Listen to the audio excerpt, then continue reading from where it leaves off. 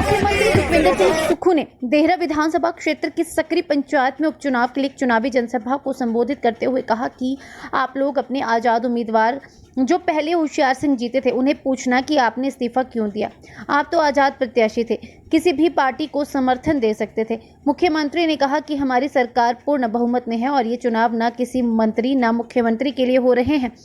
जनता पर चुनाव का बोझ किसने डाला? ये चुनाव ईमानदार और बेईमानी के बीच हो रहा है तथा जनबल और धनबल के बीच लड़ाई है। मुख्यमंत्री ने इस अवसर पर पूर्व में रही जयराम सरकार पर जमकर बरसते हुए कहा कि आज जो भी आर्थिक संकट प्रदेश में चल रहा है सब उनकी गलत नीतियों के कारण है। उन्होंने कहा कि देहरा में एक नारा लगाता था, तेरा कोई नहीं दे रहा, लेकिन अब ऐसा नहीं, अब देहरा मेरा है और आपका वोट विकास के लिए होगा। हिमाचल प्लस उसके नगरोटा सूर्या से प्रेम स्वरूप शर्मा की रिपोर्ट। रिजॉर्ट का काम रुक सकता है, अपने रिजॉर्ट का काम करवाने के लिए वो जरूर आ सकते हैं, लेकिन वो भी आपका धन है।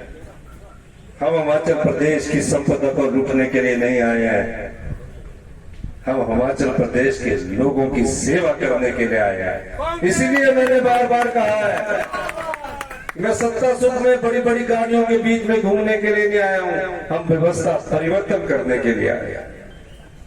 राजनीति में भी व्यवस्था परिवर्तन हो रहा है, अधिकारियों में भी व्यवस्था परिवर्तन हो रहा है। सोच का नया तरीका को आगे लाया जा रहा है जहां आम लोगों की आवाज हो।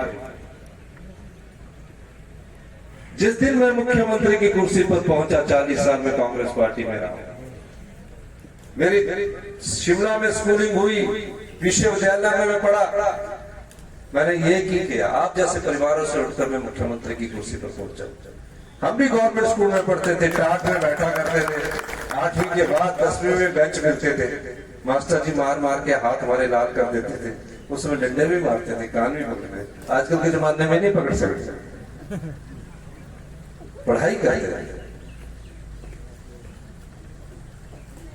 और बड़ा आदर होता था। जब बैच मिलते थे 9th क्लास में, उसमें 10th होती थी, उसके बाद +2 स्टार्ट हुआ।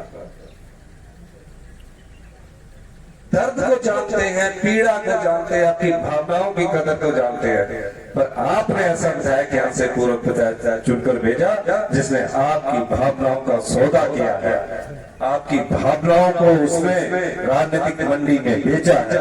ऐसे व्यक्ति को सबक सिखाने के लिए ये चुनाव 10 जुलाई को होने जा रहा है।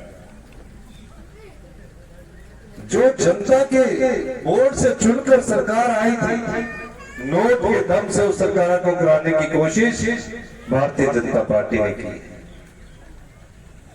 लोकतंत्र कमजोर होगा, आपका वोट कमजोर होगा।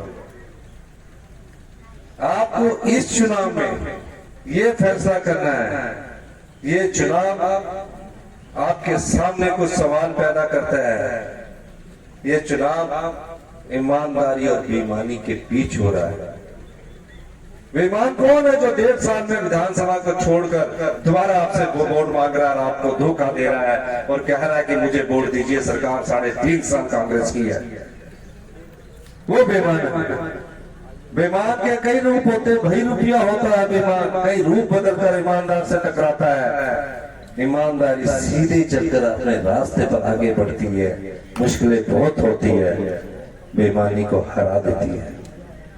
सच और झूठ की लड़ाई में झूठ कई बार रूप बदल कर आता है, बार बार सच से टकराता है।